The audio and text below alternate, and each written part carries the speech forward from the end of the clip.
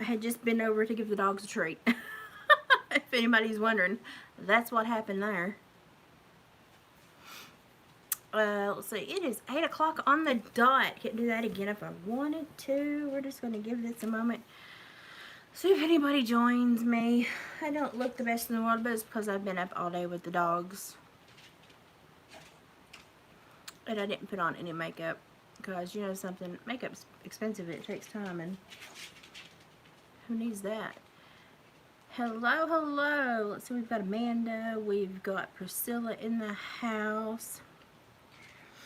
I spent a lot of time today snuggled up with Kazi, who came home today, spending a lot of time just showing some extra love to him today. They're both getting snacks right now.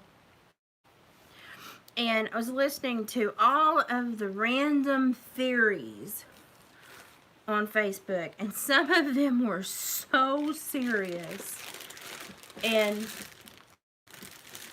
I'm not knocking anybody for having an idea or an opinion or even some kind of strange option that they're choosing to go by that they've seen or heard about this whole Summer Wells incident.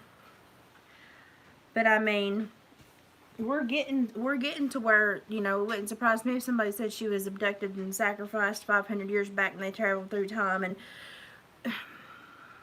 it's just getting to where it's like, people, hello, logic, hello. But I talked to some of my old parolee guys in the Knox area and around through there. So mostly around like the Knox, Morgan, Anderson, Campbell, Scott, and around through their areas. And I said, you know, what are you guys seeing any differently in the last year, or two? And they said, well, it's not been the last year or two, it's just been the last year. Okay, well, what are you seeing? We're seeing petty drug theft. Petty drug charges way through the roof. And we're seeing almost anything else drop off the radar. So it's either theft or drugs, theft or drugs, theft or drugs. Hello, la-di-da. And I said, okay. I said, are any of the demographics changing? Yes, we've got to have a lot more translators in court. That's fine. People migrate. We have to have translators. That's fine. Not a problem. We are a country that was built on immigration. And if you come here and you need a translator in court, that's fine. We'll bring you a translator. Used to be you'd need a translator once every few months. Now they've got one that basically is on staff. Hi, Gypsy. And they're saying that they're seeing a lot of the area change. Not like the old timers, the people, the storefronts, you know, the view that you see if you drive down Main Street, but they're seeing a lot of the culture change. And that is because the culture is becoming a lot more, would you stop fussing? I'm a spanking both. The culture is becoming a lot more integrated into, where you're seeing groups of young people or young men gravitating toward parking lots or certain areas and starting to have territorial issues. And this is something you just did not see in this area when I supervised there. You just didn't see. You very rarely saw it in Knoxville. And if there was an issue in Knoxville, there was one of about 3 choices of who it was, and it wasn't a huge issue, and it was almost a non-issue in the outlying counties. But now you're starting to see a lot of territorial issues. And the sad thing is it's not being promoted by just one culprit.